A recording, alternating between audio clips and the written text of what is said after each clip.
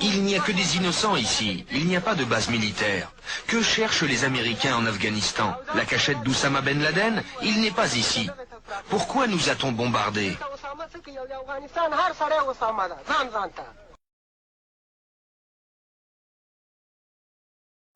Environ 200 personnes ici sont mortes. L'Amérique nous demande de livrer Ben Laden, mais vous savez, en Afghanistan, nous sommes tous Oussama Ben Laden. Les pillages se multiplient comme dans ce dépôt de farine et de sucre.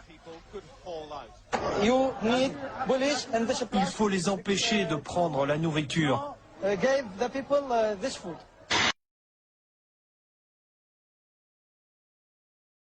Oui, on a l'autorisation. Les Britanniques nous ont dit qu'on pouvait se servir.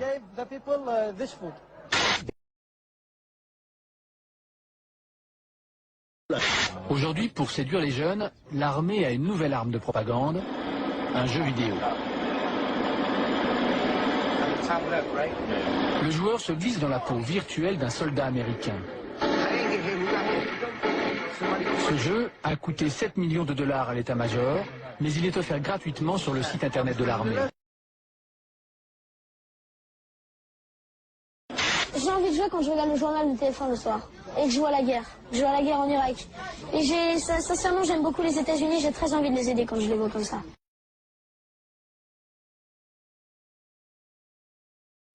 Signalons tout d'abord que l'armée irakienne a capturé une dizaine de soldats américains, le Pentagone l'a confirmé et la chaîne Al Jazeera a diffusé des images de ces prisonniers, images que les autorités américaines ont refusé de montrer avant que les familles ne soient informées et pour lesquelles, vous le voyez, nous avons tenu à masquer le visage des militaires aux mains des Irakiens conformément à la Convention de Genève.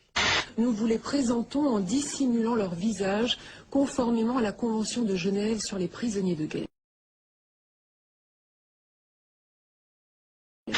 Ils ont été capturés ou se sont rendus d'eux-mêmes. Leur visage ne trahit aucune fatigue. Ces 250 hommes ont à peine eu le temps de se battre, de défendre la ville d'Umqasr.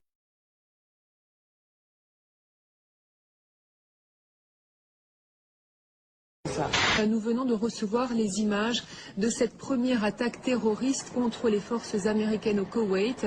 Une attaque à la grenade lancée, je vous le rappelle, sur une tente. Le suspect de confession arabe a été arrêté, il a finalement avoué. Un suspect est arrêté. C'est un soldat américain, membre de la division. Donc un soldat américain de confession musulmane et non pas de confession arabe, comme je l'ai dit par erreur.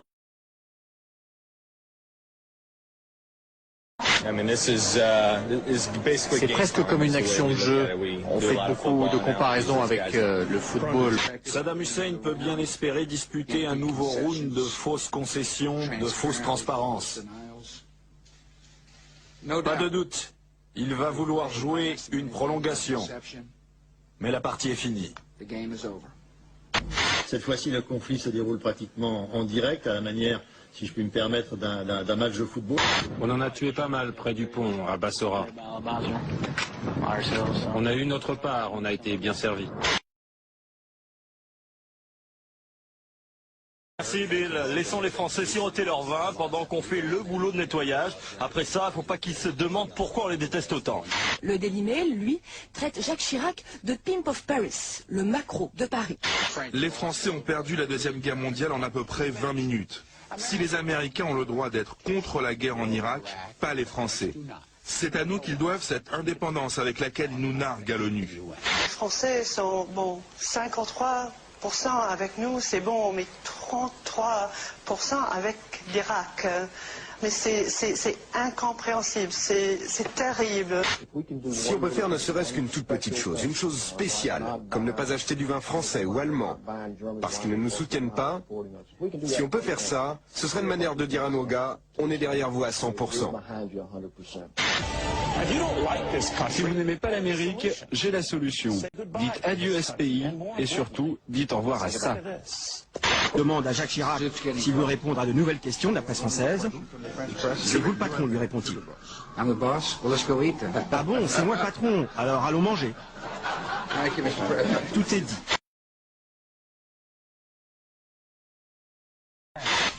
La guerre sans images, a-t-on dit, pour parler des frappes américaines en Afghanistan.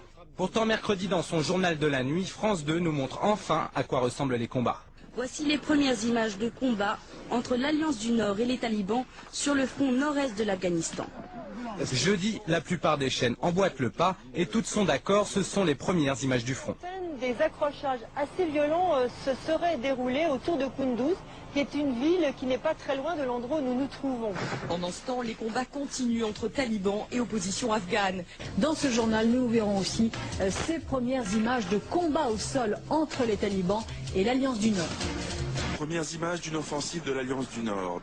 Ces scènes de combat, filmées hier par une télévision libanaise, sont les premières images des affrontements qui opposent l'opposition afghane aux talibans. Seulement voilà, ces images n'ont pas été tournées cette semaine. L'équipe du zapping de Canal+ constate qu'elles sont en fait issues d'un documentaire diffusé sur Arte en août 2000. Pour preuve, ces images où il évite de justesse les trajectoires meurtrières de 2 roquettes antipersonnelles.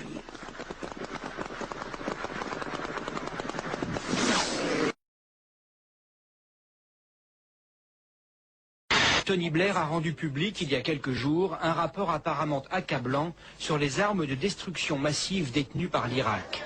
Mercredi dernier, devant le Conseil de sécurité de l'ONU et devant 1 milliard de téléspectateurs, Colin Powell vantait les mérites et le sérieux de ce document.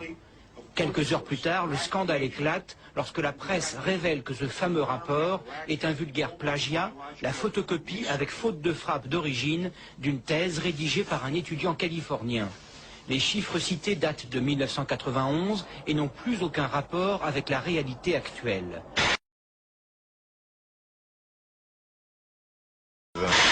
Je suis stupéfait à quel point on ne comprend pas notre pays, tous ces gens-là qui nous détestent.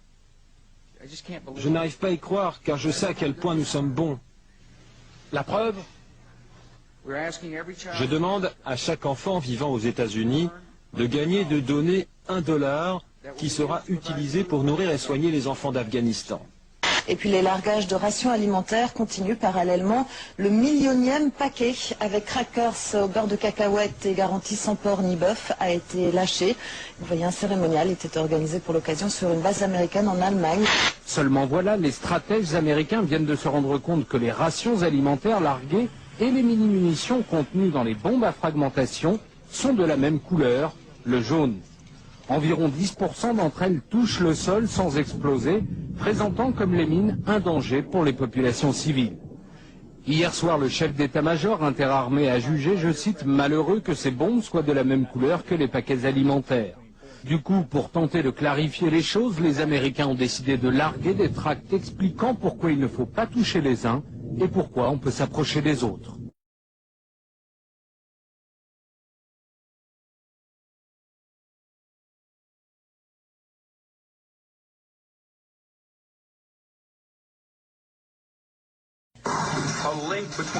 Regardez bien en bas de l'écran. Fox News donne chaque jour le taux de risque d'attentat comme nous donnons le risque de pollution.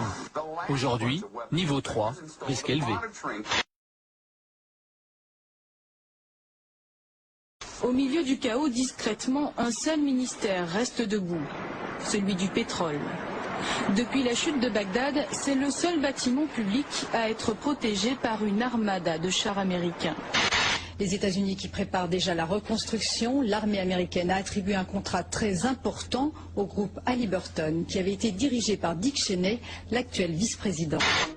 En 1989, George Bush Jr. siégeait au conseil de direction du groupe Carlyle, poste qu'il conservera jusqu'en 1994 sans jamais déclarer ses revenus.